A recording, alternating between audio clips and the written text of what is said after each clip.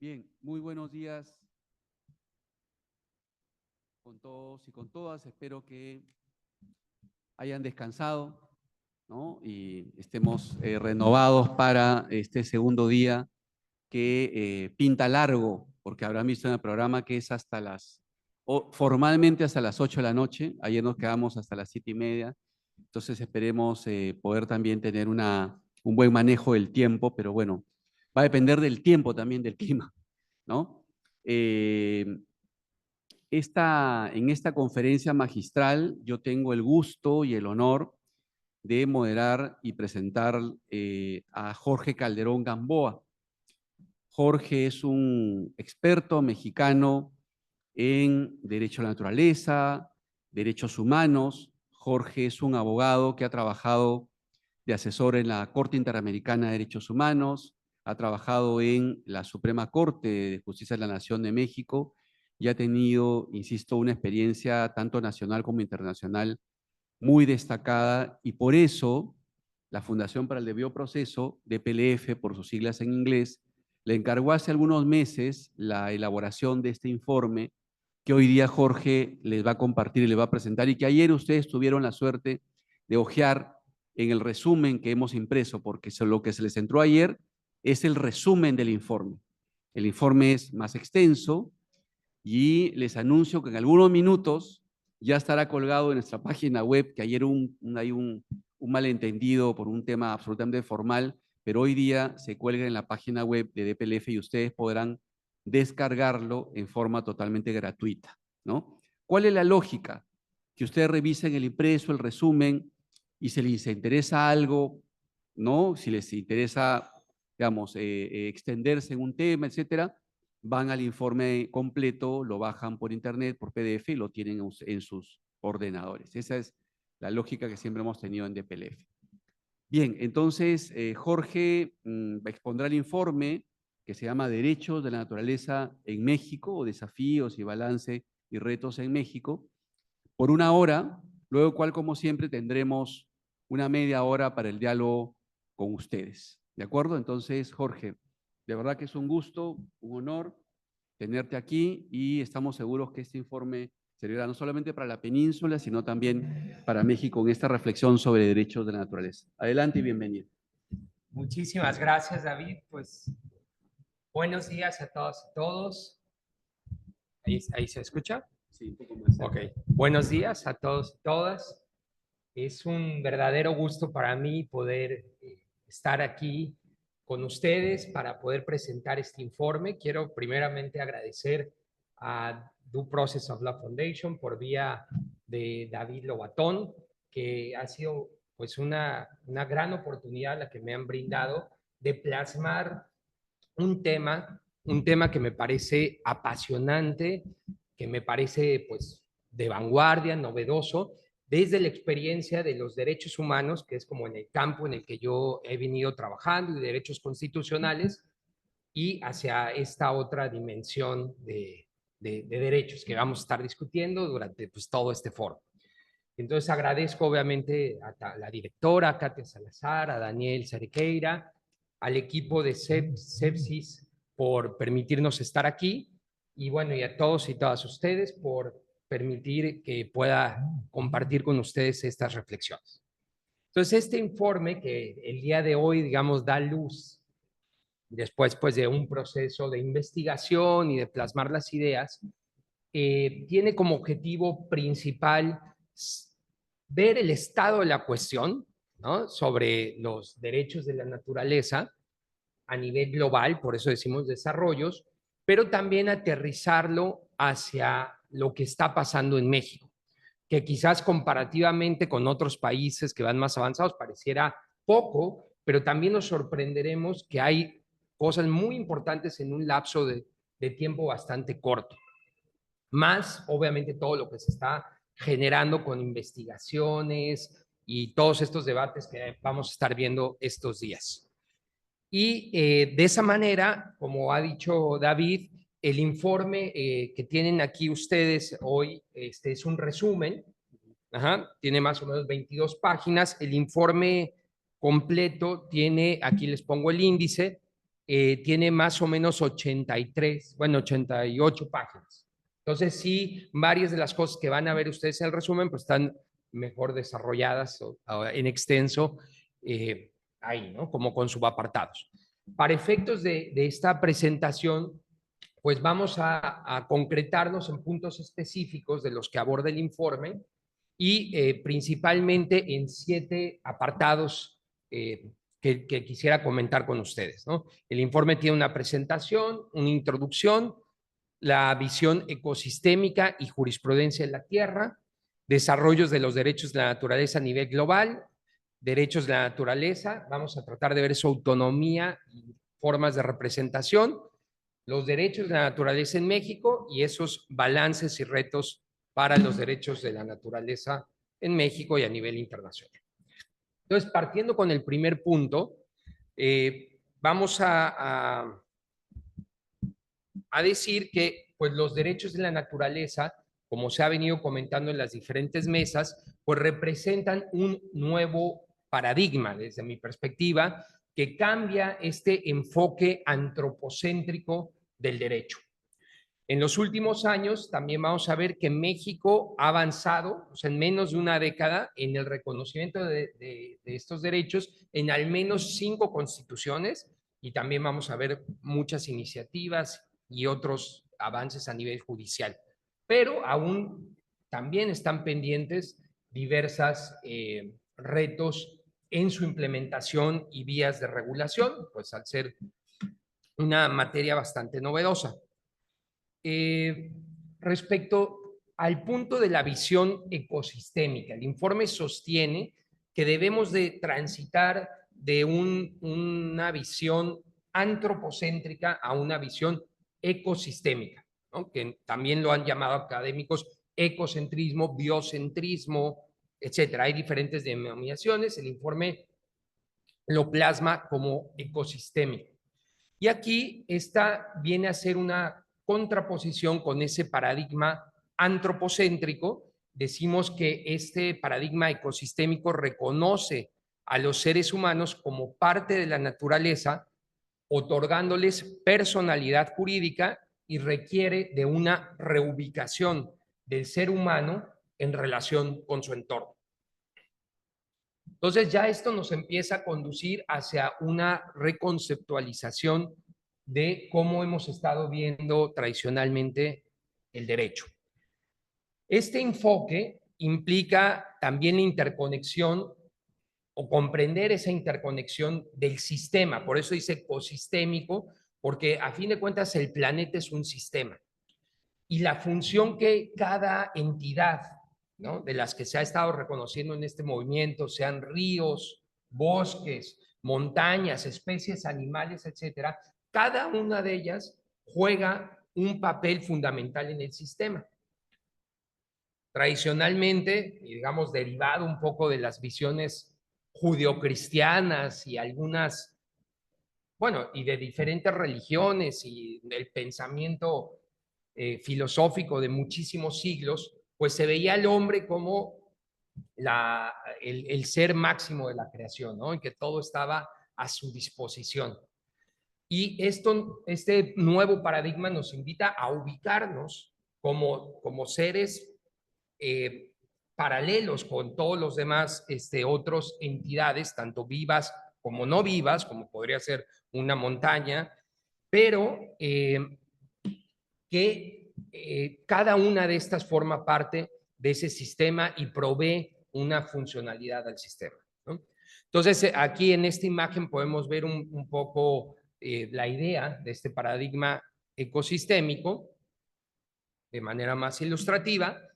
Y otro punto que es importante del movimiento de los derechos de la naturaleza, que ustedes van a ver en artículos y en varias documentaciones al respecto, es lo que se le está llamando, denominando la jurisprudencia de la tierra.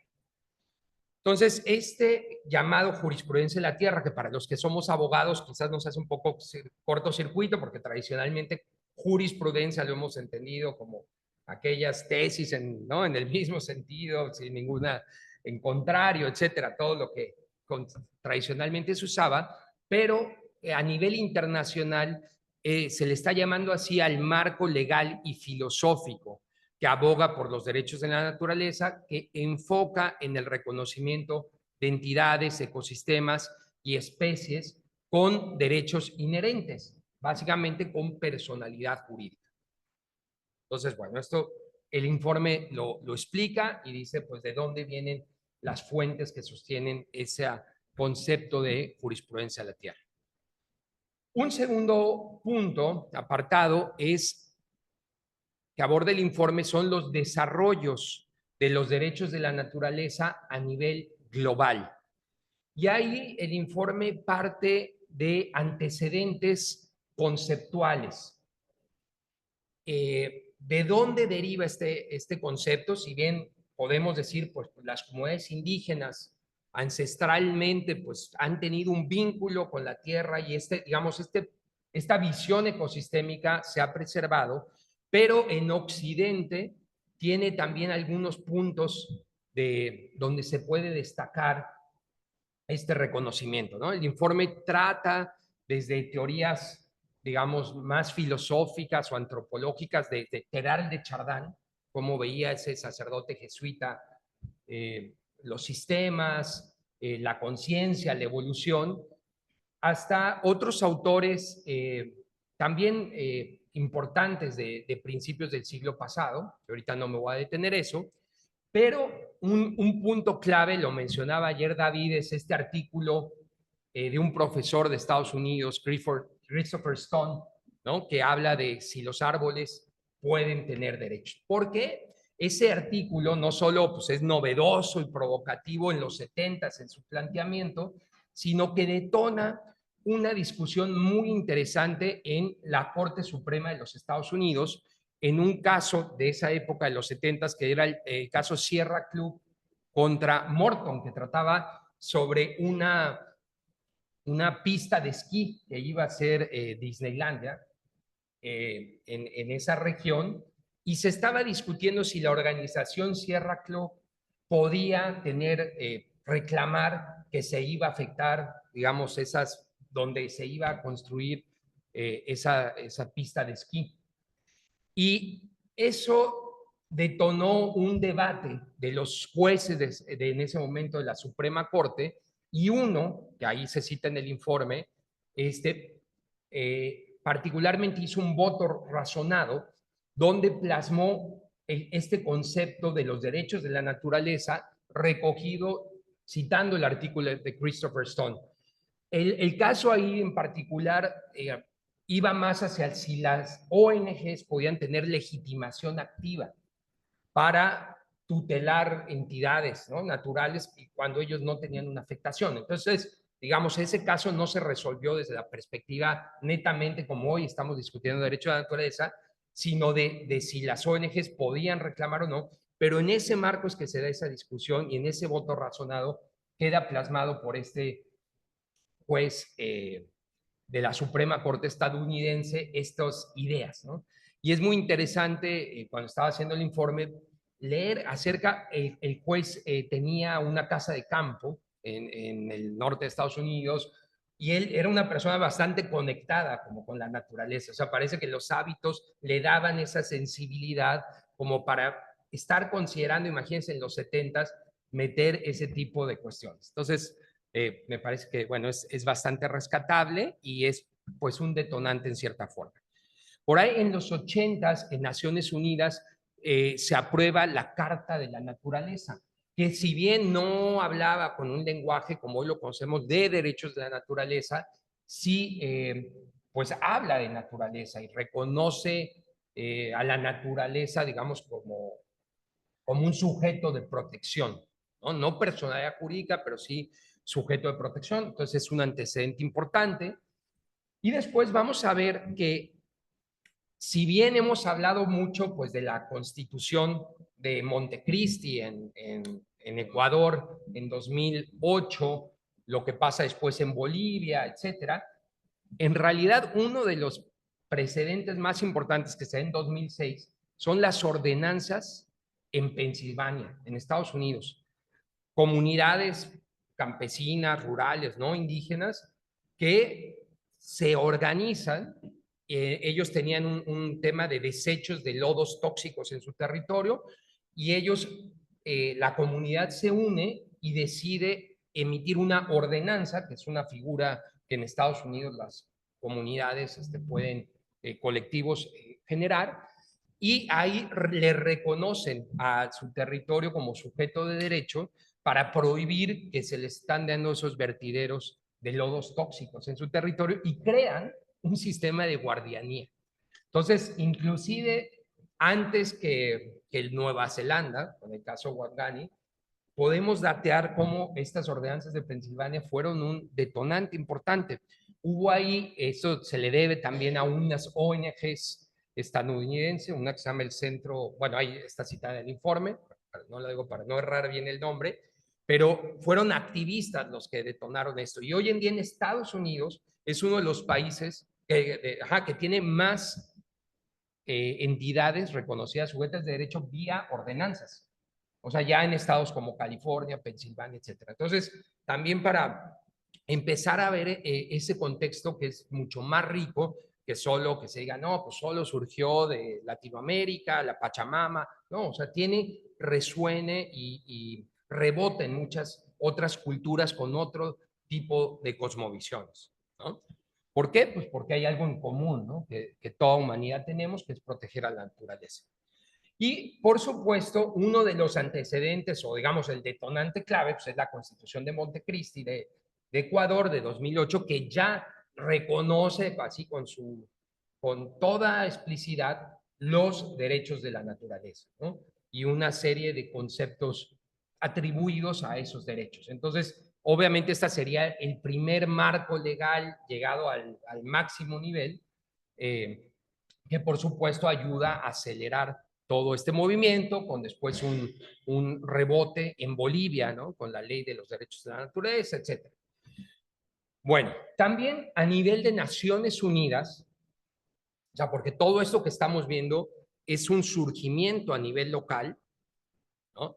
Pero a nivel de Naciones Unidas, en 2009, se crea este programa Harmony with Nature o Armonía con la Naturaleza, del cual actualmente funjo como experto independiente. Pero en 2009 tiene un punto de salida muy importante que es el declarar al 23 de abril como el Día de la Tierra. Eso es con una asamblea de la ONU. A partir de ahí se empiezan a generar diferentes informes que los tiene que emitir el secretario general de la ONU sobre armonía con la naturaleza, donde se recogen los avances que ha habido en la materia.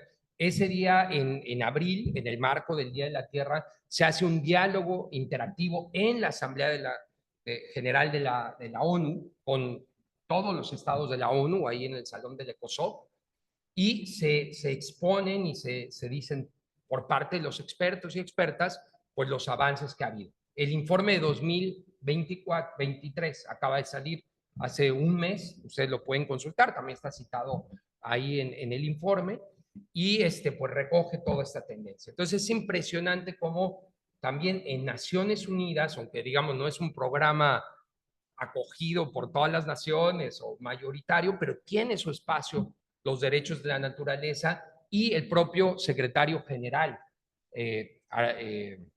Antonio Guterres, inclusive en la resolución de 2021, anunció una convocatoria para realizar una asamblea de la Tierra con todos los países. Todo esto pues va por un movimiento de quizás en algún momento crear una declaración universal de los derechos de la naturaleza, los derechos de la tierra, etcétera. Pero ustedes pueden ver cómo a nivel del Secretariado General pues acoge, ¿no?, esta iniciativa, y eso ha sido pues muy importante para los desarrollos. Y otro punto de partida, digo, les estoy resumiendo porque obviamente hay muchísimos otros interín, pero en 23, perdón, no, 22 finales, se celebró en el marco de la Convención de Biodiversidad, estuvo la conferencia de esa convención en Kunming, Montreal. Y ahí que es básicamente la que interpreta la Convención de Biodiversidad, y explícitamente en su marco conceptual señaló la relevancia de los derechos de la naturaleza en los países que ya han reconocido este paradigma para implementar la Convención de Biodiversidad. Entonces, para todos aquellos que están trabajando en esto, es muy importante decir cómo organismos internacionales están, ¿no?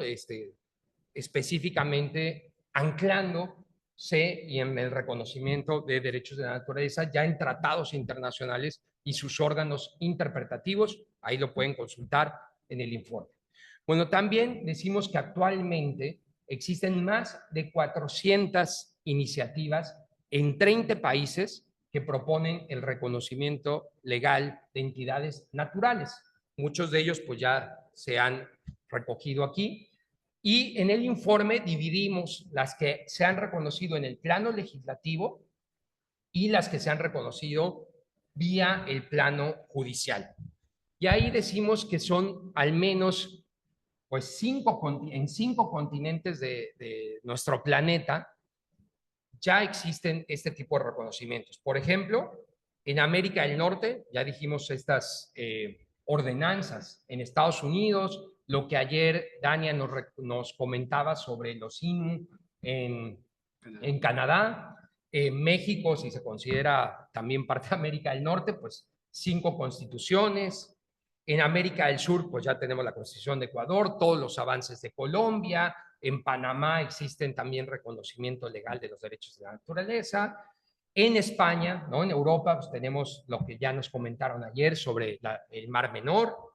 Y obviamente en Irlanda existe todo un movimiento por la nueva constitución para que se apruebe con el reconocimiento de los derechos de la naturaleza. En Holanda hay importantes iniciativas y avances. En Asia tenemos, por ejemplo, la Suprema Corte de Bangladesh, que en 2019 reconoció a todos los ríos como sujetos de derecho. La India también saben que tiene reconocimiento del Ganges y de otras entidades que también ha estado ahí. El informe lo narra sujeto a debates ante la Suprema Corte. En África existe la Ley Nacional de Medio Ambiente de Uganda, que reconoce también los derechos de la naturaleza en general. En Oceanía, pues, los reconocimientos de Nueva Zelanda con el río Wangani, etcétera, ¿no? Entonces, el informe trata de recoger o plasmar de manera breve pues todos esos avances. Ok. Ahora bien, tenemos un tercer apartado donde se pretende en el informe hablar de cuál es la autonomía y conceptos de los derechos de la naturaleza. Y aquí, para poder hablar de que los derechos de la naturaleza son autónomos, pues hay que darle contenido, pero también diferenciarlos en cierta manera de otras disciplinas. Entonces, si bien decimos que el medio ambiente, los derechos medioambientales, pues es una conquista, ¿no? Como los derechos humanos, los derechos ambientales fundamentales y son complementarios y no chocan, también debemos de decir que pues hay algunos elementos que también diferencian los derechos de la naturaleza de los derechos ambientales. Si no, pues me parece que no tenía mucho sentido seguir la senda de los derechos de la naturaleza porque pues ya se encuentran metidos dentro de los derechos ambientales. Y esa es la postura cuando estamos en la ONU de algunos países, ¿no? Que dicen ya está el UNEP, ¿para qué tener armonía con la naturaleza, etcétera? Pero es importante que vayamos trabajando en redefinir y darle contenido autónomo, ¿no? Algunos de los puntos que el informe trata de distinguir, sin que, pues, repito, sin que esto lo haga que entonces unos son buenos y otros malos, pero es como los derechos medioambientales tradicionalmente pues han surgido con la idea de minimizar afectaciones a intereses humanos, ¿no? O sea, primero surgieron para, ok, que no se afectara la propiedad o que no se afectara la salud de las personas o la vida. Entonces, pues todos esos son intereses humanos. Y los derechos de la naturaleza, con este concepto de armonía con la naturaleza, pues tratan de dar un valor intrínseco a la naturaleza, es decir, independientemente del ser humano. Puede ser que por una contaminación se afecte al ser humano, pero puede ser que no. Igual a los derechos de la naturaleza le importa que exista esa contaminación, ¿no? Y esto se va a ver también muy reflejado en las vías de acceso legal. O sea, para el medio ambiente hay que mostrar un interés legítimo, ¿no? Aquí en México ese es el lenguaje, o sea, lo que se llama en inglés es legal standing, que es, tienes que mostrar que hay una afectación al ser humano. Primero se decía, ay, me afectó la salud, me afectó la vida, alguien se murió, etcétera. O con algunos avances que se han dado donde justamente el medio ambiente se está corriendo hacia esta vertiente, se ha pedido que se tiene que probar un tema de proximidad, de que los servicios ambientales que le da el ser humano se van a ver mermados, que tienes que probar, o sea, ese interés difuso tiene una correlación con el ser humano, ¿no? Mientras que derechos de la naturaleza, pues sería, o sea, no tendría que haber una limitación de legitimación activa para presentar una demanda, ¿no? Porque tienen autonomía. Otro punto es las reparaciones, ¿no? En México, lo que llamamos los efectos del amparo, suspensivos, etcétera, pues siempre han estado muy limitados a indemnizaciones o lo que la reparación integral en materia de derechos humanos tiene este catálogo de 7 medidas, restitución, rehabilitación, etcétera, etcétera. Pero buscamos que también los derechos de la naturaleza, al tener personalidad jurídica, etcétera, pues tenga una especie de ecorreparaciones, ¿no? No tienen que ser ligadas a individuos, poblaciones, etcétera, sino rehabilitar el río, restaurar la tal, etcétera. Otro tema sería que también, pues, el medio ambiente, la protección ha surgido un poco como efecto reactivo, ¿no? O sea, una vez, ya se contaminó algo, pues voy y demando que se contaminó, ergo que me afecta la finca, la especie, el manglar, me va el servicio ambiental. Pero es un enfoque reactivo, ¿no? Mientras que cuando estas entidades se les da personalidad jurídica, no solo tiene un efecto preventivo, porque dicen, vamos a conservar este río, la laguna del mar, sino que también de gestión, ¿sí? Esos guardianes, esos representantes pueden, o sea, no tienen que estar hasta que le contaminen, ya puede ir a reclamar, sino que ya puede estar teniendo recursos para que haya una rehabilitación de peces, para que se reforeste el DAL, etcétera. Entonces, este enfoque no solo reactivo, sino preventivo, me parece que también puede ser una distinción. Y por último, pues vean cómo el derecho medioambiental ha tardado todo este tiempo para que recién en 2022 se reconociera a nivel de la ONU que el derecho al medio ambiente sano era un derecho humano, ¿no? El derecho humano al medio ambiente limpio y saludable. O sea, tardó pues décadas enteras, ¿no? Entonces, está muy bien. Nosotros necesitamos que el derecho al medio ambiente siga adelante. Por supuesto que le otorga cosas invaluables a los derechos de la naturaleza, como decimos, complementarios, pero básicamente sigue siendo un concepto antropocéntrico o ligado un poco a una visión antropocéntrica. Bueno, el informe trata de esbozar esto mejor que como lo expliqué. Ahí lo pueden ver. Para hablar también de autonomía tenemos que darle contenido. Y el informe recoge de todas estas leyes internacionales y fallos, etcétera, como algunos de los derechos que podemos desprender que son inherentes a la naturaleza. Y vamos a dividir en derechos generales y algunos derechos específicos. Los generales incluirían derecho a la existencia, a realizar sus funciones, evolucionar, a regenerarse, a la preservación, conservación, protección legal, restauración y rehabilitación, emprender acciones legales y la reparación, ecorreparaciones.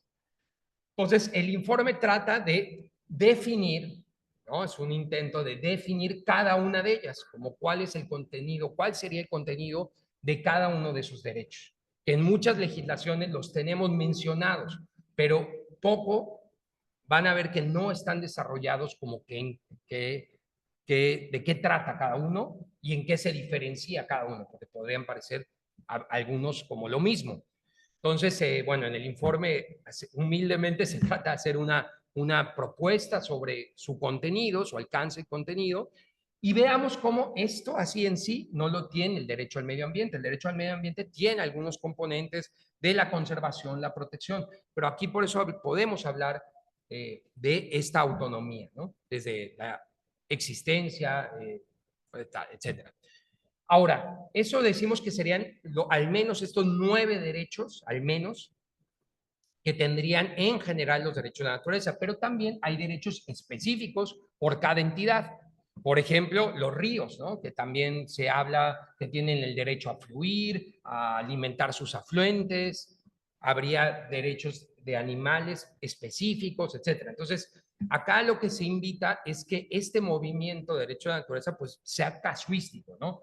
Creo que es difícil decir, bueno, estos son y ya, chao, ¿no? Sino que cada especie, cada entidad pues puede tener ciertas especificidades y eso hay que reconocerlo. A mí algo que me gusta mucho de este movimiento es que está surgiendo de manera orgánica, ¿no? Si bien les hablábamos de la ONU, de tal, son los países a diversas latitudes, diversos continentes que están produciendo y vía experimentación generando estos criterios y eso pues lo hace mucho más fuerte, ¿no? Que solo viniera de una resolución de la ONU y chao y implementese, ¿no? Se está haciendo un movimiento en doble vía. Bueno, el tercer punto de conceptualizar como autónomos los derechos de la naturaleza, pues es la representación. ¿Quién representa? Y ayer también David nos hablaba, pues ya de esta visión que Christopher Stone planteaba desde aquel artículo y bueno, muchos académicos lo han venido planteando, de esa, los que nos dedicamos ahora a esto, te dicen, ay, bueno, pero ¿cómo que sujetos de derecho? O sea, que va a venir y me, ¿por qué la piedra o el árbol va a venir y me va a demandar? Y la respuesta, pues, que muchos tenemos es, pues sí, pero Bimbo sí te puede demandar, puede contratar gente, puede tener derechos. Una empresa no existe, justamente es lo que se llama una ficción jurídica, ¿no? Los estados, es decir, México, ¿México qué es? ¿No? O sea, nos pusimos de acuerdo que, ok, este territorio es México, le llamamos México, por lo tanto tiene soberanía, tiene tal. O sea, son ficciones jurídicas, las empresas, los países, los estados-nación, etcétera, ¿no? Pues, ¿por qué no, ¿no? Decía David, reconocer también que entidades naturales pues, pueden verse representadas por seres humanos. Obviamente sigue, vamos a ser honestos, todavía esto pues está desde una concepción antropocéntrica, ¿no? Sigo representado. Pero bueno, es en el mundo que nos estamos viviendo, tener un representante humano, pero de acuerdo al derecho no es descabellado que haya una ficción jurídica y haya una representación a una entidad viva, ¿no? Como decía David, también hoy en día se discute los derechos de la inteligencia artificial y ciudadanía, ¿no? Sofía ya tiene pasaporte, ¿no? Etcétera. Entonces, bueno, más aún estas cuestiones. Y ahí vamos a ver que en sistemas de representación, yo los agrupo en sistemas abiertos o semiabiertos y cerrados. Vamos a llamarle sistemas abiertos como lo que hace la Constitución de Ecuador, que dice los derechos de la naturaleza, pero después dice, y cualquier persona puede demandar su protección, ¿no? Que se cumpla. Es un sistema abierto, o sea, cualquier persona. Y habría otros semiabiertos como en Bolivia, que es la Defensoría del Pueblo de Bolivia, que puede también presentar, ¿no? O sea, tú vas con la Defensoría y la Defensoría presenta, o sea, tiene un intermediario, ¿no? Pero existen estos otros sistemas cerrados o concentrados, como Colombia, ¿no? Que vía judicial termina diciendo, ok, esta entidad se le reconoce de personalidad jurídica, tiene un sistema de guardianes y esos son los que tienen, los que pueden presentar demandas. Nueva Zelanda con el río Wangani o España con la laguna del Mar Menor, teniendo comités científicos, ¿no? Mixtos, etcétera. Entonces, vamos a ver que todo eso es muy interesante. Hay un artículo que se cita ahí en el informe de un profesor de Estados Unidos que se llama Kaufman, que hace un análisis de cómo han pasado con estos sistemas y habla de retos en el sistema de guardianía, porque, por ejemplo, las capacidades de gestión, o sea, está muy bien declarativamente decir, oh, somos guardianes, pero bueno, ¿y entonces qué de obligaciones me genera? ¿Y con qué ¿Con qué recursos voy a ejercer mis funciones? ¿Quién tiene que dar los recursos? El gobierno, ellos, etcétera. ¿Qué responsabilidades me va a generar si gesto mal este sistema? Un río, pues no lo hicimos y se desbordó y tuvo efectos en poblaciones y casas que se inundaron. Son responsables los guardianes. Deben de fiscalizar, los guardianes deben de ser fiscalizados, deben de rendir cuentas. O sea, hay muchos desafíos también en esa materia y pues bueno, eso se estará viendo. Como de hecho en la India, cuando se determinó el río Ganges como sujeto de derecho, se creó una entidad pública que dijeron, ellos son los guardianes del Ganges. Pero ellos apelaron ante la Suprema Corte porque dijeron, oye, pero no tenemos recursos y no sabemos cuáles son nuestras obligaciones. Entonces, eso que parecía tan positivo, pues se vio mermado justamente porque no había forma de implementarlo y la Corte Suprema de la India dijo, bueno, dejamos en stand-by estos reconocimientos de derechos de naturaleza hasta que esto se termine de desarrollar. Entonces, claro que sí hay desafíos, ¿no? No lo negamos, pero está en construcción. Bueno, esto nos permite pasar al punto de los derechos de la naturaleza en México. Y aquí vamos a partir que existe un marco constitucional y convencional, principalmente con perspectiva ambiental. No, la Constitución mexicana no reconoce como tal los derechos de la naturaleza, la Constitución general, pero vamos a llamarla aquí los toques ecosistémicos que puede tener. Entonces, el informe recoge los artículos constitucionales que son más donde se reconocen en temas ambientales, pero sobre todo el artículo 4 y 25 de la Constitución reconocen el medio ambiente y después vía lo que en México le llamamos el marco constitucional, vía control de convencionalidad, podemos ver que a nivel de la Convención Americana de Derechos Humanos de 1969 tampoco tiene ningún artículo que reconozca los derechos de la naturaleza, ni tampoco los derechos medioambientales. Pero recordemos que la Corte Interamericana en 2017, a partir del caso Lagos del Campo contra Perú, abrió su jurisprudencia para interpretar el artículo 26, que es sobre derechos económicos, sociales y culturales, para reconocer ese catálogo de derechos vía interpretación de la Carta de la OEA. Digo, es un tema más complejo, no me detengo acá, ahí está en el informe, pero la Carta de la OEA es que se ha interpretado los derechos medioambientales. Y de ahí, eso permitió que en 2017, que se abrió esa puerta de justiciabilidad de los DESCA, en ese mismo año, meses después, se fallara la opinión consultiva 23 sobre medio ambiente y derechos humanos. Y la Corte, pues recién reconociendo los DESCA en el caso anterior, Lagos del Campo, tuvo que ser consecuente en decir, los derechos medioambientales también pueden ser interpretados vía el artículo 26 de la Convención Americana. Cabe señalar que Colombia, que había presentado esa solicitud de opinión consultiva, había presentado el derecho al medio ambiente, pero desde una visión del artículo 5, que es integridad personal, o sea, como salud, y 4, vida. O sea, básicamente era cómo una afectación transfronteriza puede afectar la salud y vida de una persona. Y la Corte le da toda la vuelta para decir, no, momento, primero que nada, el derecho al medio ambiente es autónomo, se puede interpretar del artículo 26 y tiene una doble dimensión. Una dimensión de protección a la naturaleza per se, no dicen los derechos de la naturaleza, pero es ese párrafo 62, que es muy importante, que dice una dimensión de protección a las entidades naturales y hay derechos instrumentales que, pues también de cómo la afectación al medio ambiente puede afectar otros derechos, ¿no? Y derechos procedimentales. Entonces, y ahí en ese párrafo 62, la Corte también reconoce que hay una tendencia en la región a reconocer los derechos de la naturaleza. Entonces, ese párrafo es clave para los que estamos en esto, para decir, no es que la Corte ya dijo, sí, los derechos de la naturaleza, porque lo reconoció dentro del medio ambiente como una dimensión del medio ambiente, pero sí advirtió de esa tendencia y es por eso que estamos esperando que en la opinión consultiva que se viene 32, pues haya un avance en la materia. Bueno, y acá, para ir un poquito ya más rápido, vamos a ver que en las legislaciones mexicanas decíamos que al menos ya 5 constituciones han reconocido los derechos de la naturaleza. El informe las narra, sus textos, el resumen tiene un cuadro, y ahí vamos a ver que la primera constitución, bueno, vamos a hablar de un antecedente previo, que es la Ley Ambiental de Protección de la Tierra de la Ciudad de México, que es de 2013, que no reconoce los derechos de la naturaleza, pero ya habla de que eran sujeta, la naturaleza, la tierra, sujeta de protección. Y esto pues fue un avance importante. Luego en 2014 la Constitución de Guerrero ya incorpora así un artículo, derechos de la naturaleza. 2017 la nueva Constitución de la Ciudad de México también lo reconoce explícitamente.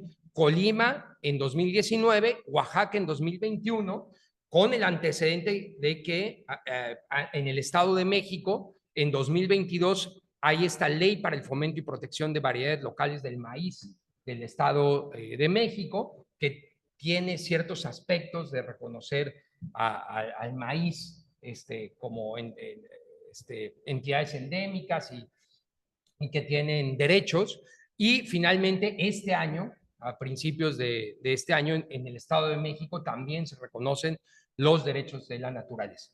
Y en julio de 2024, hace apenas menos un mes y medio, la ley se declaró en la Ciudad de México la ley ambiental, que toma el artículo 13, apartado B, si no mal recuerdo, o A, de la Constitución de la Ciudad de México, para decir, en esta ley regulo los derechos de la naturaleza con todo su alcance de autonomía, y lo dice retóricamente, pero en su contenido es una ley ambiental. No le da ningún contenido a los derechos de la naturaleza. Entonces, ahí también hacemos una crítica como existe una omisión legislativa, porque la Constitución obligaba que se reglamentara los derechos de la naturaleza, y en vez de reglamentarlos, copió ese párrafo y hizo una ley ambiental, ¿no? Entonces, bueno, eso va a haber que darle seguimiento. Después, el informe da cuenta de iniciativas constitucionales.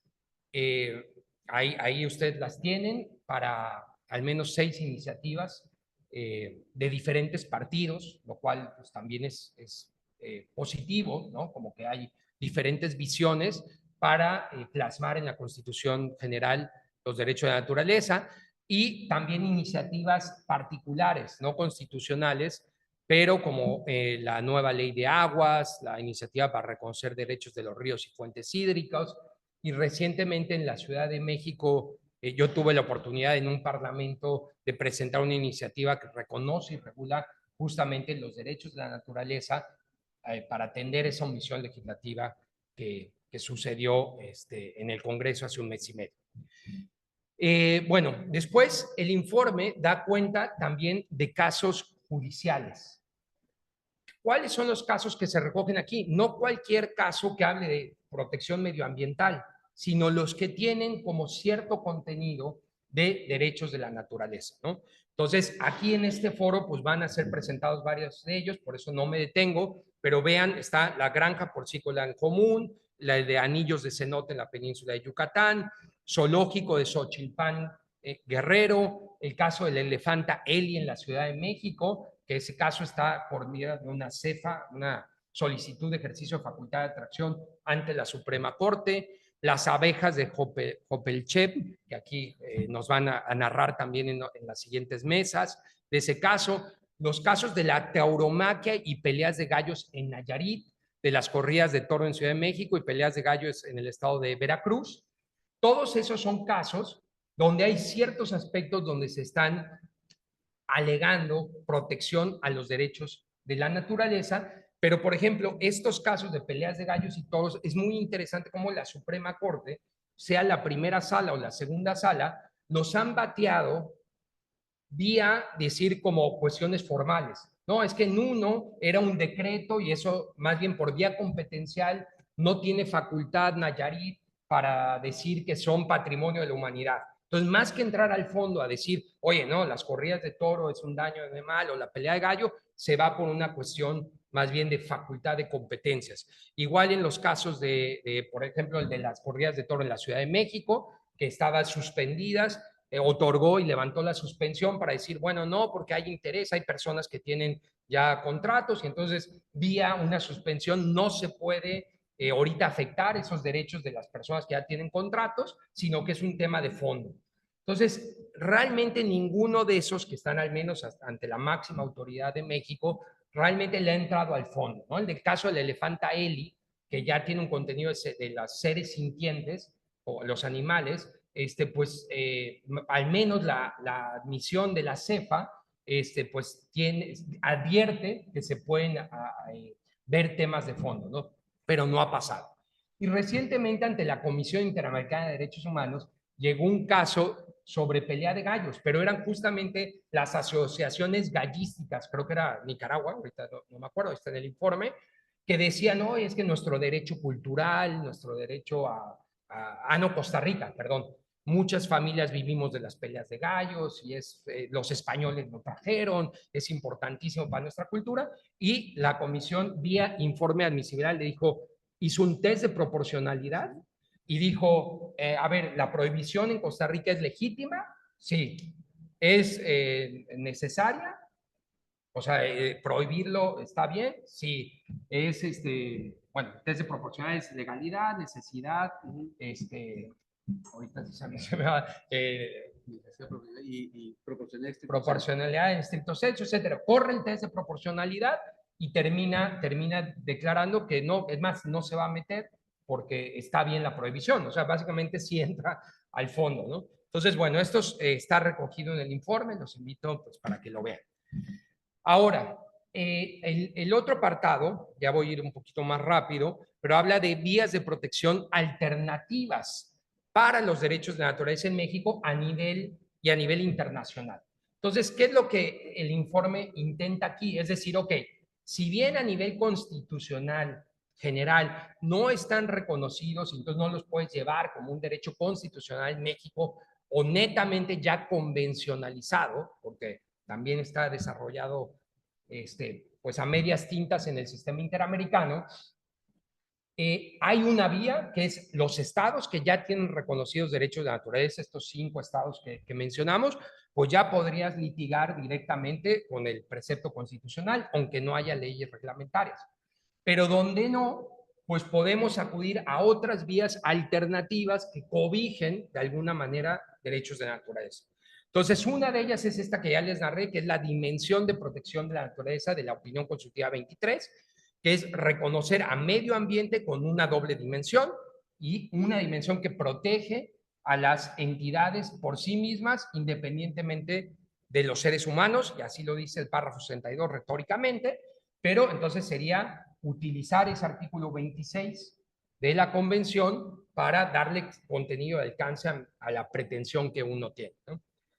Después, yo le llamo ahí a la figura de los DESCAN, que es como los DESCA del artículo 26, así como al principio eran DESC, Derechos Económicos, Sociales y Culturales, así es el Pacto Internacional de la ONU y todo, pues en 2017 le metimos la A, o sea, dijimos ya no son DESC, son DESCA, porque vía interpretación de la Carta de la OEA podemos también desprender el derecho al medio ambiente en interpretación del desarrollo sostenible. Con esa misma interpretación y otras que hay narro, se pueden también desprender los derechos de la naturaleza. Entonces, a ese catálogo DESC, luego DESCA, también podemos decir que el 26 de la Convención Americana cubre los derechos de la naturaleza vía esa misma interpretación y a eso pues, le da vida a este concepto de los DESCA. Ya hablamos que en la próxima opinión consultiva que va a dictar la Corte Interamericana es sobre emergencia climática, la opinión consultiva 32, algunas organizaciones tuvimos oportunidad de presentar amicus curiae ante la Corte y presentamos la visión de cómo para combatir el cambio climático, qué mejor que un enfoque no antropocéntrico. O sea, cómo los derechos de la naturaleza pueden ser una herramienta efectiva para combatir el cambio climático precisamente porque te quita el tema de legitimación activa. O sea, en la actualidad, la Corte Europea de Derechos Humanos ya falló sus primeros casos sobre cambio climático, el caso Señorinas contra Suiza, y justamente ancló que se tiene que probar un daño en las personas, que sea inminente, Por eso otro caso, que era el caso Duarte Agostino contra 32 estados europeos, la Corte Europea lo batió porque no se probaba el interés legítimo, el legal standing de los niños que presentaron la solicitud, etcétera. Entonces, por supuesto que la visión medioambiental con el interés legítimo es una barrera, y los casos de cambio climático pues son generales. O el cambio climático no es algo que está pasando aquí en la mesa y ahí lo podemos ver, sino tiene efectos generales. Entonces, los derechos de la naturaleza sí pueden ser una herramienta efectiva, y proteger entidades como bosques, ríos, mares, pues son justamente sumideros de carbono que pueden ser bastante efectivos para combatir el calentamiento global. Bueno, el informe también habla de las ecoreparaciones, este concepto de reparación integral enfocado a entidades específicas, y algunos chispazos que en la Corte Interamericana se lograron realizar, en el caso, por ejemplo, Calini y Locono contra Surinam, o el caso Sarayaku contra Ecuador, donde también o sea, además de las reparaciones tradicionales para los pueblos indígenas, se dijo, por ejemplo, en Calini y Locono, que la afectación de una minera tenía el deber de rehabilitar la minera, la empresa privada, por vía control del Estado, rehabilitar el territorio que había dañado, ¿no? Entonces, la rehabilitación, que antes era de salud, se convirtió en rehabilitación de la naturaleza. Y ahí hay diferentes ejemplos. Después tenemos los abordajes de la Suprema Corte respecto del interés legítimo difuso frente a la dimensión de la naturaleza. Ya ayer me parece que hablaban de este caso de la Laguna del Carpintero, ¿no? De 2018, que después, o sea, básicamente toma el mismo criterio que ya dijimos de la opinión consultiva 23, o sea, retoma la misma definición, y lo que sí es que amplía un poquito el interés difuso, pero para que proteja servicios ambientales, proteja daños por proximidad, etcétera. Es decir, es un avance importante y nos ayuda a proteger derechos de la naturaleza, pero no podemos llamar que esa sentencia ya está protegiendo, o sea, que es de derecho de la naturaleza, porque igual tienes que probar que hay una comunidad o una persona que se está viendo afectada o mermada por los servicios ambientales, ¿no? Más, además, tampoco se le da una dimensión de cuáles son esos derechos. Pero por supuesto que estas vías que ya la Suprema Corte ha extendido el interés difuso, pues nos pueden servir ahí como puntos de entrada para maximizar estas actuaciones. Bueno, la perspectiva...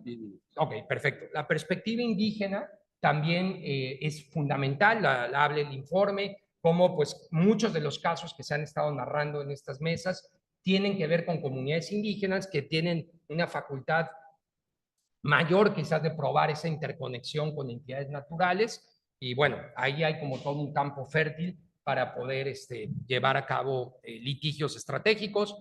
El tema que ya hablábamos al principio de utilizar ordenanzas, decretos, iniciativas populares como en España, que son otra vía de no necesariamente litigiosa, pero de que comunidades pues vayan reconociendo sus derechos a entidades a nivel súper local, y eso me parece que es bastante efectivo, como se dio en el caso de España, como se ha dado en Pensilvania, en Oregon, todo esto en Estados Unidos, ¿no? Y obviamente también el informe narra pues, el litigio estratégico que pues, junta todo esto, pero la relevancia, y muchos de los compañeros, compañeras que están aquí presentes lo están haciendo, y cómo ese litigio estratégico pues es clave para poder avanzar esta agenda. Ok, bueno, acá entonces vamos a ver que como balances podemos decir que existen avances muy significativos en menos de 2 décadas. O sea, vean que las ordenanzas de Pensilvania eran de 2006, la Constitución de Montecristi de 2008, pero estamos hablando que en menos de 20 años tenemos esto que hablábamos, más de 400 iniciativas en 30 países que reconocen los derechos de la naturaleza. Es impresionante. Las cosas antes pues tardaban décadas enteras, siglos, para que se reconocieran. Entonces esto está avanzando de manera muy acelerada. Me parece que el contexto de urgencia ecosistémica frente a la emergencia climática es una oportunidad que brinda que nos aceleremos, porque como toda crisis se presentan oportunidades, ¿no? O sea, los derechos humanos no se consagraron hasta que hubo una guerra mundial y nos dimos cuenta que no podíamos seguir, ¿no? Tratando así al ser humano. Pues bueno, hoy estamos a punto de tener un colapso planetario y pues ojalá que no sea hasta después de que pase eso que digamos, no, ahora sí vamos a reconocer, pero ya ante la crisis, esta urgencia permite que avancemos en esta agenda. Entonces ahí también los invito como a seguir profundizando. Ahí se citan varios artículos que hablan de emergencia climática y derecho de la naturaleza, porque hay ahí un ancla muy importante. Y después, obviamente que hay desafíos. Uno de ellos es la implementación, el desarrollo y experimentación. Todo esto lo estamos viendo en las charlas que nos han dado, pues se está implementando, ¿no? Entonces vamos a ver qué modelos funcionan mejor, cuáles no, pero pues bueno, ya se está ahí. El informe también narra otros desafíos como estos que les contaba de los comités de guardianes, del presupuesto, de su responsabilidad, de la fiscalización, entre otros que ustedes pueden ver. Y después, ahí decimos en el balance cómo pues en menos de 10 años, pues ya México tiene 5 constituciones, tiene 6 iniciativas de reforma de ley, 3 específicas, etcétera, ¿no? Pero todas esas constituciones tienen leyes reglamentarias que no las han emitido. Y ahí me parece que es que no es solo falta de voluntad, sino también hay un desconocimiento tanto de operadores judiciales, académicos, como legisladores, que pues no se sabe mucho cómo entrar en este tema, cómo diferenciarlo de los derechos medioambientales y darle autonomía. Entonces, pues ahí hay una misión también importante pedagógica. Y digo que México es un campo fértil, ¿no? Para los derechos de la naturaleza por la tradición tanto indígena, por lo que le han llamado recursos naturales, pero digamos por los bienes naturales que existen, etcétera. Me parece que México está en la posición de aportar, no solo también replicar lo que se está haciendo en otras partes, sino tener aportes sustanciales. Y ahí ya finalmente tenemos nueve como recomendaciones que rápidamente decimos. Una es capacitar abogados, académicos, funcionarios, operadores de justicia en esta temática que es todavía desconocida, implementar estas leyes que ya están vigentes, pero ya empezar a trabajar con las leyes reglamentarias para que se adopten a nivel local. Entonces ahí va a haber trabajo, espero que para los que estén viendo, creo que ahí hay un campo importante. 3, elaborar estrategias de reforma a la Constitución General, y esto pues tiene que ser estratégicamente, porque, ¿no? Si también, si uno quiere ser muy ambicioso, todos los derechos, toda la naturaleza está protegida, pues puede ser contraproducente porque no pasa. Entonces, digo, ahí tengo unas propuestas de cómo se puede meter en la Matrix este tipo de cuestiones. 4, diseñar sistemas de guardianía, representación legal efectiva y sustentables, y para ellos también se va a requerir reformar la ley de amparo para facilitar el acceso a la justicia con este concepto de interés legítimo difuso, que si tiene que seguir anclado a personas o comunidades, pues no le va a dar una autonomía real a los derechos de la naturaleza. Y aquí decimos evaluar la necesidad de una justicia especializada en derechos de la naturaleza o derecho ambiental. Digo, ahorita están pasando demasiadas cosas a nivel de justicia, pero no es ajeno que empecemos a empujar que haya justicia especializada, no sea la administrativa, la penal, la que ve temas ambientales, sino que haya jueces de derechos ambientales y de la naturaleza. Sería muy importante fortalecer la justicia indígena para proteger entidades naturales y, por supuesto, ya cuestiones más de cambio generacional, si estamos hablando de un paradigma, que es desmontar ya esa visión antropocéntrica con la que todos crecimos en la educación y promoviendo este otro paradigma, y quizás por vía también campañas de concientización sobre un paradigma ecosistémico que ya permita que los niños pues ya comprendan que no estamos por encima de la naturaleza.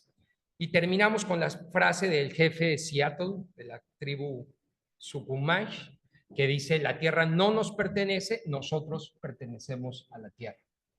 Muchas gracias por su atención.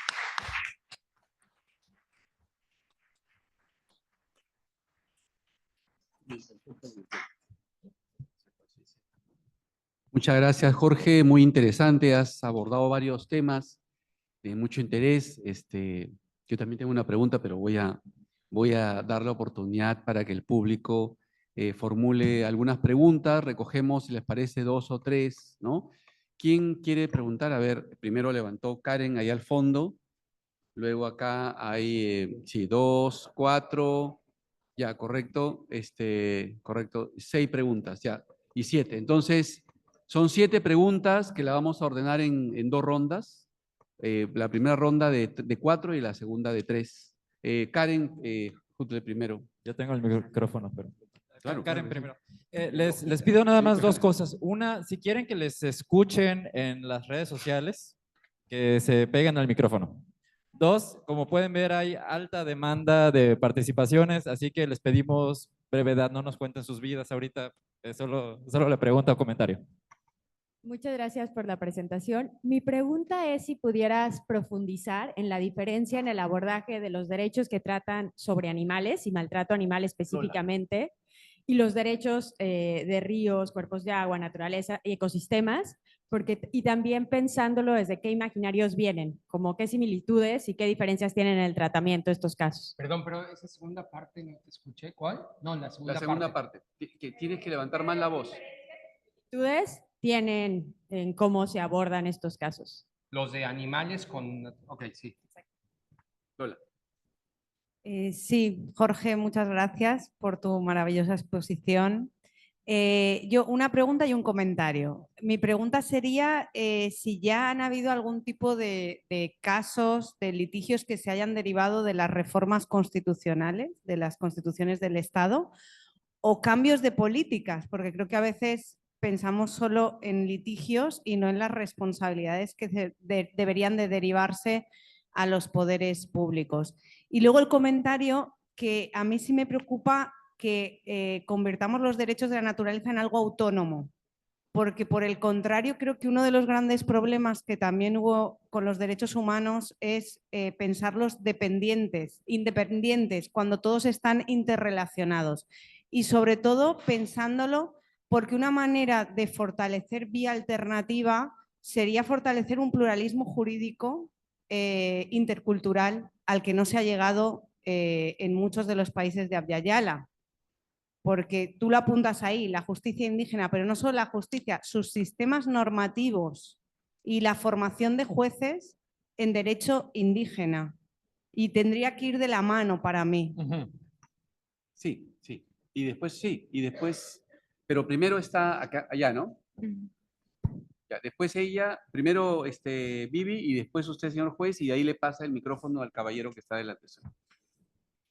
Gracias, Jorge, por la presentación. Te quería preguntar si ustedes han visto casos de litigio en donde la naturaleza sea la que demande. Nosotros, digamos, en Colombia, en el caso del atrato, nos estamos preguntando, bueno, ya le fueron reconocidos los derechos y casi que se estaban violando, ¿no? Con la sentencia es como una declaración doble y la sentencia del atrato es como un mecanismo de restaurar estos derechos, pero se enfoca en unos hechos específicos. Hemos pensado si, por ejemplo, surgen nuevas afectaciones al río Atrato, por ejemplo, hay proyectos de represas que el río Atrato por el momento fluye libre de nacimiento a desembocadura.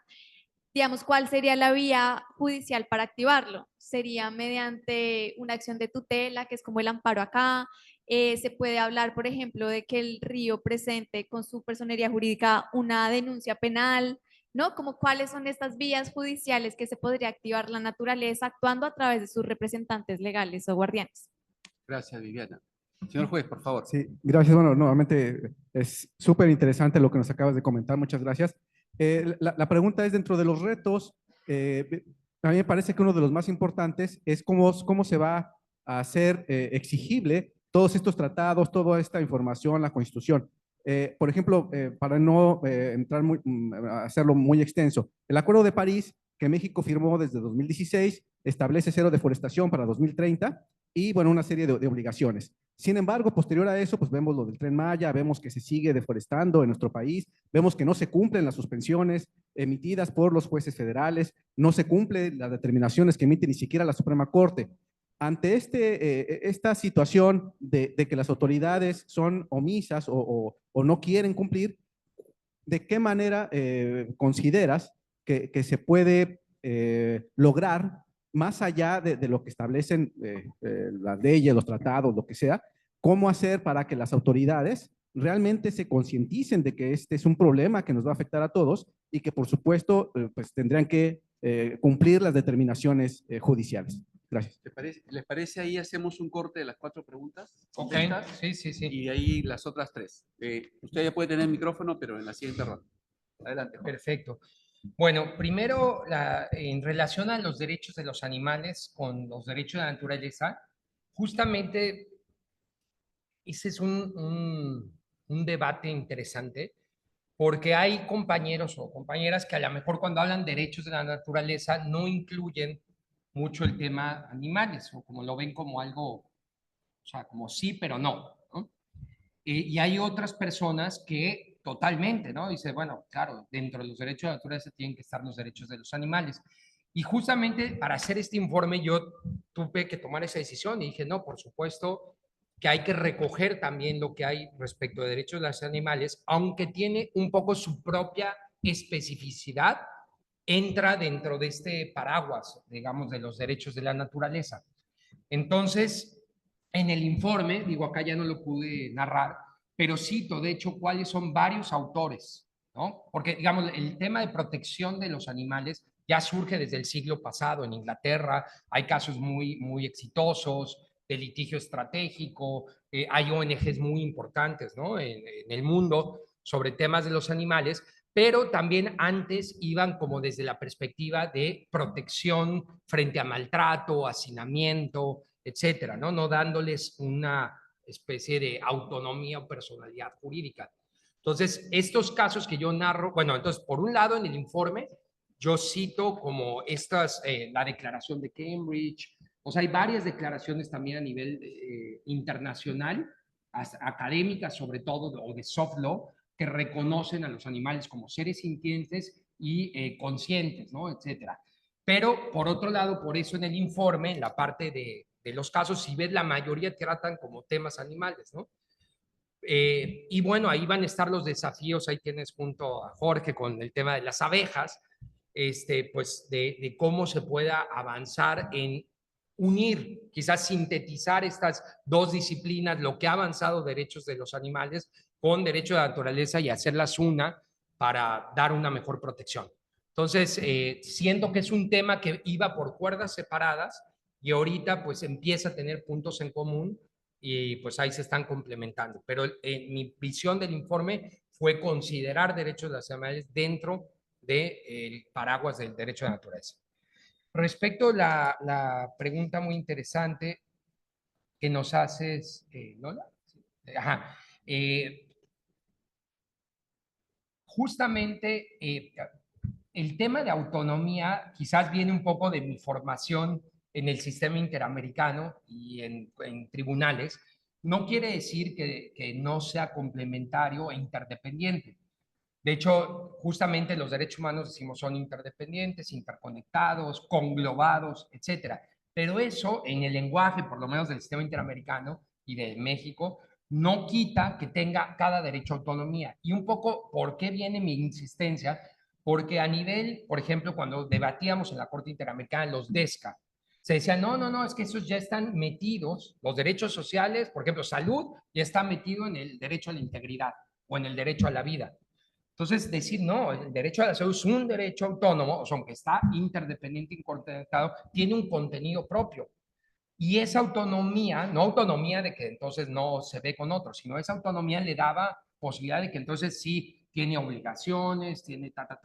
Así pasó con medio ambiente en la OCE 23. O sea, en vez de decir sí es parte de la integridad personal, tal, o el derecho a la información, decir no, es un derecho propio y entonces tiene contenido, tiene alcance, ¿no? Hoy en día, por ejemplo, en la opinión consultiva, otra sobre el derecho al cuidado en la Corte Interamericana, se debate si es un derecho autónomo, porque muchos dicen, no, pues como el cuidado ni está en la convención y ya está como en otros derechos, puedes decir, ahí está el cuidado.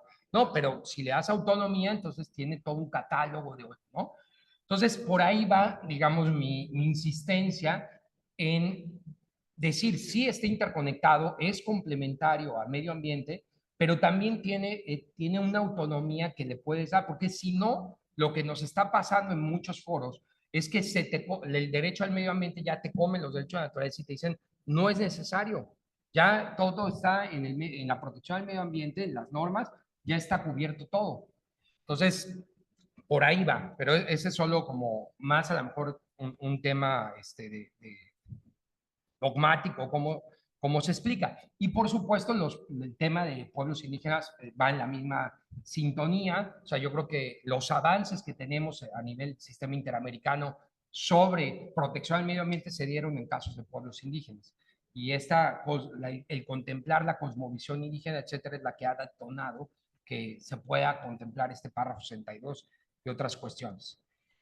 Respecto de casos de litigio donde sea la naturaleza la que lo exige, en el informe narramos varios de los casos, que ahorita, digamos, no me viene así a la memoria cuál de esos está. De los de México, pues creo que en la tarde, en los que van a explicar, vamos a ver más o menos cuáles son esas vías que utilizaron para llevar, si era la naturaleza en sí o el pueblo que estaba ligado. Pero, por ejemplo, en México, las acciones, la acción ahorita, la que nos permitiría litigar esto, sería la vía amparo, ¿no? Yo creo que por ahí, haciendo esta interpretación del artículo 4 constitucional, etcétera, con el 26 de la Convención Americana, el parámetro de regularidad constitucional que se llama en México, y ahí, vía amparo, poder hacer un litigio de esta naturaleza. Y en Colombia, pues entiendo que sería la acción de tutela, ¿no? Pero bueno, son unas pinceladas ahí que te doy. Y respecto a la exigibilidad, estoy totalmente de acuerdo, pero esto ha pasado históricamente para las luchas sociales, ¿no? Para los derechos, ¿cómo se llama? Libertad de expresión, derechos humanos, etcétera, que hay leyes que de repente los protegen, pero después no se implementan. Creo que ahí, pues, lo que siempre ha funcionado a nivel internacional ha sido el litigio estratégico, ¿no? Entonces, obviamente hay muchas vías, por eso decíamos, pues hay que estar en lo legislativo para ver cómo se reforma, cómo se implementa, etcétera. Pero el litigio estratégico ha detonado mucho la agenda de derechos sociales, por ejemplo, en Sudáfrica, mismo en Estados Unidos, litigios muy importantes o de discriminación o de racismo, etcétera. Colombia me parece un buen ejemplo de un país muy litigioso que ha tenido muchos éxitos por esa vía. Entonces, me parece que en México el estar confrontando que se instrumentalicen los derechos de la naturaleza es una vía que detona, ¿no? Y pues bueno, paralelo a las demás que ya mencionamos. Gracias, Jorge. Las tres últimas intervenciones, comienza por aquí. Bueno. Luego tú, y una última era de la jueza. Ya no había más intervenciones, pero bueno, ya. Una última, otra vez recogemos cuatro. Sí. Caballero, por favor, adelante. Julio Romaní. Yo, más que dudas, primero quiero felicitarte por tu excelente y brillante exposición. Quiero felicitarte por tu excelente y brillante exposición. Y más que dudas, yo te pediría una reflexión ante mis angustias y angustias que ya se han expresado por algunos otros compañeros, e incluso tú mismo presentaste que existen algunos desacatos ante algunas sentencias.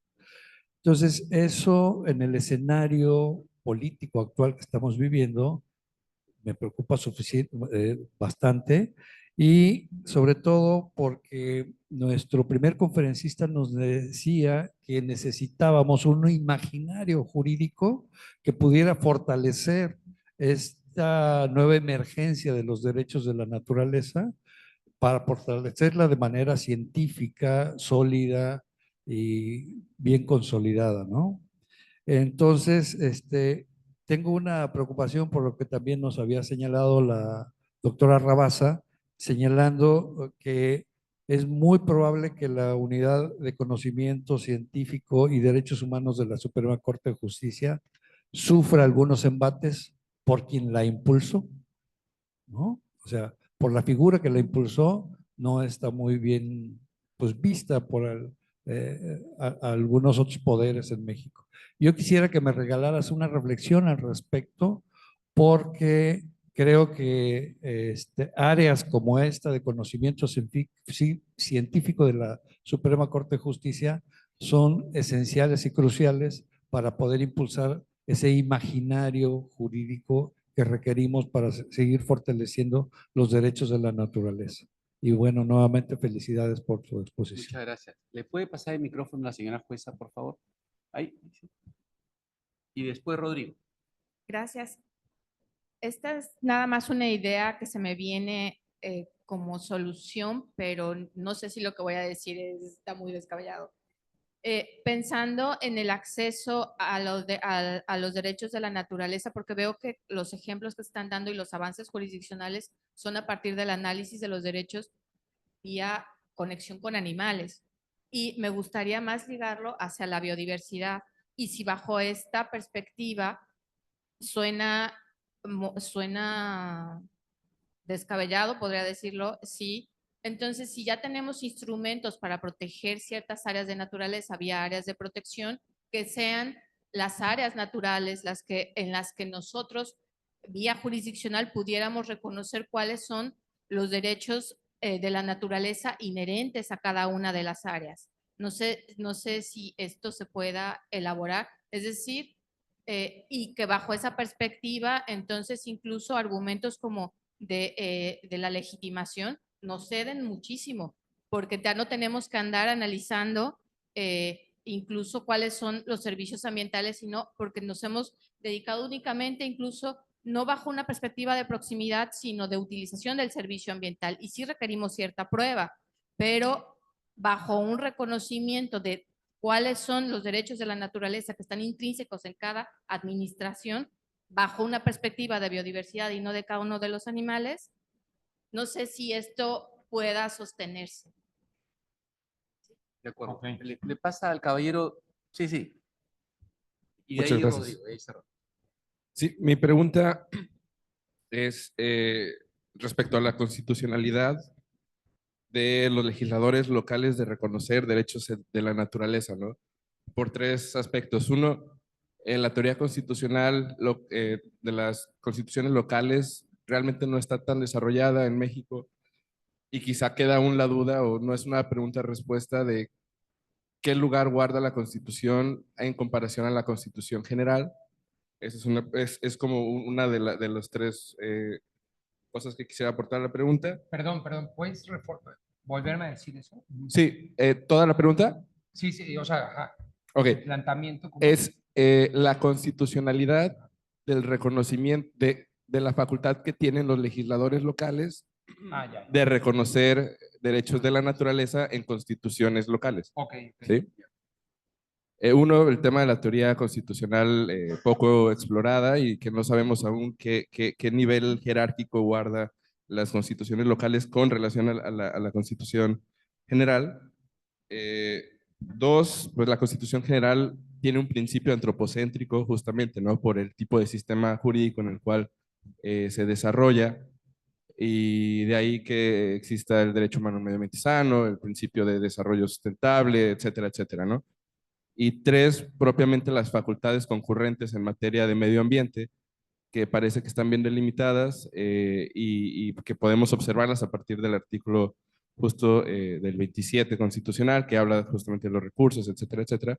Y si eso es un impedimento a nivel de pensar, hasta ahorita no ha habido alguna acción de inconstitucionalidad, etcétera, etcétera. Entonces, creo que tampoco se ha abordado ese aspecto y lamentablemente porque quizás sería interesante que escalara a nivel federal para pensar, bueno, es necesario empezar a transformar el sistema jurídico, debe de transformarse evidentemente, pero a transformar el sistema jurídico desde la Constitución General, ¿no? Claro. Y bueno, esa es la pregunta para saber qué opinión. Gracias. Rodrigo, por favor. Se escucha ya.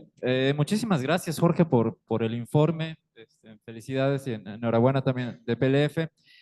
Dos preguntas muy rápidas. Una, ciertamente, aunque has mostrado un avance en México, pues a comparación de otros países es tal vez modesto. Y yo no sé si esto se explica también por otras vías de defensa, por ejemplo, la vía agraria que ha caracterizado a México, ¿no? Frente a otros países latinoamericanos, ¿no?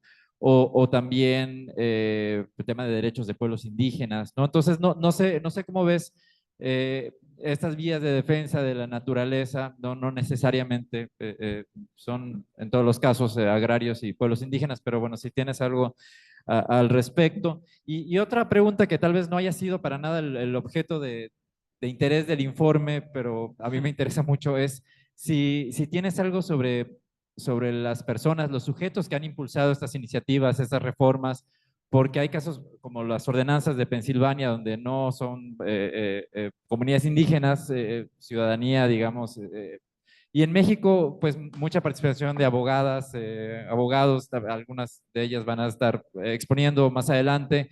Entonces, como el perfil y también entender de dónde viene, por ejemplo, de estas constituciones locales, ¿no?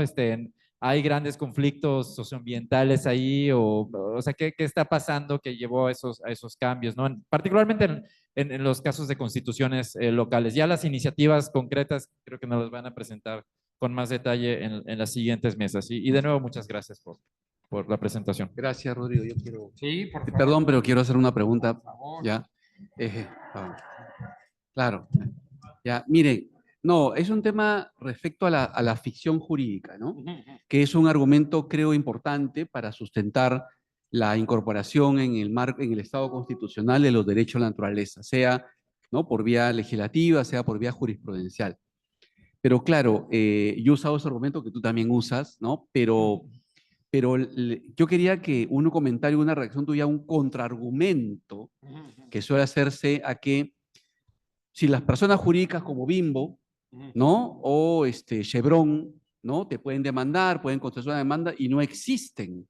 Son personas jurídicas, son ficciones que hemos creado, ficciones jurídicas que justamente han ayudado sin duda al desarrollo del mercado, al desarrollo, en fin, de una serie de ámbitos, ¿de acuerdo? El contraargumento es, oye, pero detrás de las personas jurídicas hay personas, hay seres humanos. Detrás de los ecosistemas no hay seres humanos. No sé si hay un contraargumento. Por supuesto, yo tengo un comentario, pero me gustaría también que tú hicieras un comentario respecto a esa. Hacen un matiz, una decisión. Dicen, no es lo mismo la ficción jurídica, la persona jurídica, porque está detrás de los seres humanos. Detrás de los derechos de naturaleza no están los seres humanos. Entonces, me gustaría un comentario respecto a ese contraargumento. Gracias. Muchas gracias, David. Mi respuesta rápida a esa es pues, los sistemas de guardianía, por ejemplo. Yo creo que ese es como si la corporación tiene su comité empresarial o lo que sea, pues el Consejo de Guardianes es quien representa y a la vez quien tiene obligaciones, porque también me ha pasado que me dicen, pero detrás de una empresa, si produce un daño, pues tiene responsabilidad, sí, la empresa, de hecho, pero vía también sus accionistas, etcétera. Bueno, en un sistema de guardianes, por eso decía, ¿qué pasa si el sistema de guardianes no tutela bien el río, se les va fuera del cauce? ¿Podría tener responsabilidad de los guardianes? Pues sí. O sea, a fin de cuentas, digamos, hay forma, creo, como de homologar, no es lo mismo, obviamente, una cosa con la otra, pero en términos generales la ficción es la ficción, ¿no? O sea, a fin de cuentas, aunque haya personas atrás, esa empresa jamás va a estar pensando o va a poder generar nada, ni siquiera vive, ¿no? La otra es lo mismo, pero su sistema de representación, aunque sea antropocéntrico, puede ser, o sea, una respuesta corta es el sistema de guardianías puede ser el paralelo, pero obviamente es más profundo que eso. Bueno, respecto de la primera pregunta que tiene que ver con lo que nos comentaba de esta angustia, a ver, obviamente si en México ahorita están, pues ya es un hecho, ya cambió el sistema como se van a nombrar los jueces y juezas, y eso pues ya es una realidad que va a pasar, ¿no? Habrá que ver en las leyes reglamentarias pues que se implemente de la mejor manera y que obviamente pues va a ser una nueva etapa de cómo se dicte la justicia en México, ¿no? Entonces, bueno, pues ahí hay todo un interrogante, nos guste o no, o sea, es un tema, pero me parece que, digamos, es difícil que ya dé vuelta atrás eso, ¿no? Respecto a la Suprema Corte, seguramente pues va a cambiar en su conformación. Ahora, la unidad de conocimiento científico es nueva. O sea, hace 2 años era, y por muchos años era la unidad, era la Dirección General de Derechos Humanos. Hace 2 años cambió por esta unidad de conocimiento científico. Que yo sepa, en la actualidad no es que ha emitido algo relacionado con los derechos de la naturaleza. Es una dirección que está ligada a la presidencia de la Suprema Corte y ustedes lo saben, no, o sea, no es vinculante lo que esa dirección, tanto antes hacía informes de derechos humanos como lo que está haciendo ahora, para los demás ministros y ministras ni los jueces que estén abajo, ¿no? Digamos, o jueces o magistrados de circuito. Es básicamente una unidad administrativa. Entiendo que con la nueva composición, como se creó esa, emitirá informes, hará cuestiones, como antes se hacían protocolos, etcétera, pero no es que como que eso que se esté emitiendo sea vinculante para ningún juez ni ministro, y tampoco conozco yo que se haya hecho nada todavía respecto como tal de derechos de la naturaleza, o sea que para un caso específico, etcétera. Obviamente tiene varias cuestiones en materia ambiental muy interesantes, etcétera, pero bueno, solo como para contextualizar que no me parece que parte de ahí la garantía de los derechos de la naturaleza no parte de esa unidad. Va a partir más pues, de la implementación que se haga en vías locales, jueces federales, etcétera, y de ese litigio que se dé. En el segundo punto, los derechos de la naturaleza, que decía de los... acá nada más para mostrar, en la tarde me parece que Lourdes nos va a contar sobre estos casos de tanto la granja porcícola en común como el de anillos de cenotes de la península de Yucatán, que no están necesariamente ligados a entidades animales. Entonces, ese puede ser uno de los ejemplos donde se están litigando casos con temas más biocéntricos y naturales, entidades naturales. Entonces, bueno, ahí se narran en el informe, pero en la tarde también van a ser expuestos. Y tú decías, digamos, me quedó como para la reflexión, la verdad no tengo una respuesta, sí que me gustaría platicarlo contigo, esa vía que tú veías como de implementación con el ejemplo que diste, ¿no? Me gustaría reflexionarlo más adelante para que me expliques cómo es que tú lo ves, pero lo que sí tenemos que decir es que en la actualidad, a ver, donde hay campo más fértil para hacer un litigio estratégico, pues son las constituciones estatales que ya tienen aprobado, porque ya es un derecho constitucional del Estado. Pero, como lo decíamos en el informe, hay otras vías alternativas para hacerlo a nivel general, etcétera. Entonces, me parece que ahí todo eso va a ser tema de experimentación, ¿no? Respecto a lo que el compañero nos decía de la Constitución y las facultades, bueno, ya ves que existe este precepto de que lo que no está reservado para la federación está reservado para los estados. Entonces, me parece que de ahí ha venido que pues, un estado puede ampliar su catálogo de derechos, ¿no? Y es lo mismo que ha pasado, como por poner el ejemplo de las ordenanzas de Estados Unidos, o sea, aunque en Estados Unidos ni siquiera hayan avanzado mucho en el medio ambiente, pero si una ordenanza, como es un federalismo, quiere reconocer eso, pues no hay nada constitucionalmente que lo impida. Entonces, hasta ahorita, digo, por supuesto que se podía presentar una controversia constitucional de algún estado que quiera, oye, no, mi municipio, mi tal, no puede dar un derecho adicional, pero no ha pasado, más bien se ha seguido reproduciendo el paradigma y esa es una vía, ¿no? Que sigan avanzando. En muchos otros estados ya hay iniciativas, pero yo creo, como tú bien lo dijiste, si esto pasa a nivel Constitución General, pues es más rápido, ¿no? Porque es ya dar un reconocimiento en toda la República y pues, para algunos estados que a lo mejor tengan más resistencia, pues ya se quita, ¿no? Y había un tema aquí de principio antropocéntrico, ¿eh? De Rodrigo, ¿no? De Rodrigo.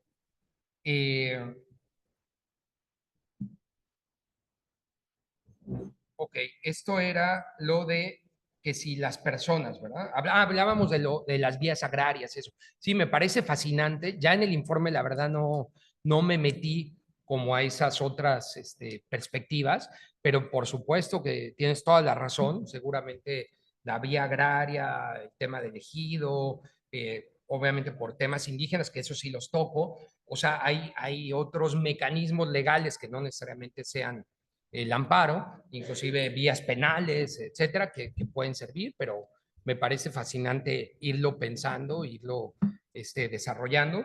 Y respecto al punto que decías de personas que están detrás, mira, digo así rápidamente en el resumen en la página 17, y bueno, y en el informe completo, en el pie de página, hay mucha información útil de esta que me estás preguntando, porque no solo dice cuál fue la iniciativa, sino quién la promovió, qué diputado, qué diputada, etcétera.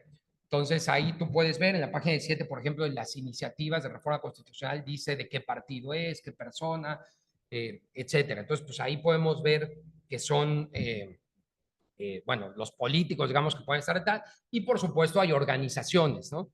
Que están detrás empujando, pues, estas agendas. A mí me ha tocado coincidir en la Asamblea General de la ONU en estos diálogos de armonía con la naturaleza, que han ido organizaciones como Earth Law Center u otras que han llevado a diputados, por ejemplo, en el Estado de México, el diputado Max Correa, me parece que ha sido uno de los actores importantes que ha impulsado estos derechos. Él estuvo en un diálogo de armonía con la naturaleza y así ha habido otros donde pues, a lo mejor se les hace el inception, ¿no? O sea, se les va sembrando esas semillitas como a todos. Y pero bueno, yo creo que ahí podemos ver plasmado lo que está. Y con eso cierro. Muchas gracias. Muchas gracias.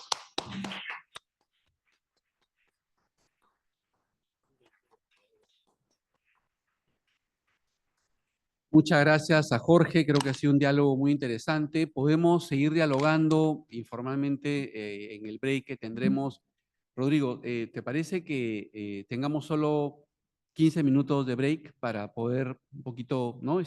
Porque viene un panel con bastantes invitados, entonces les rogaría 15 minutos para tomar aire, estirar las piernas, ¿no? Tomar un poco de agua, etcétera, y de ahí ya volvemos para acá. ¿De acuerdo? Entonces, en 15 minutos los volvemos a invitar al auditorio. Muchas gracias. Gracias. También aprovecho para preguntar si están Francisco Castellón o Angélica Jiménez.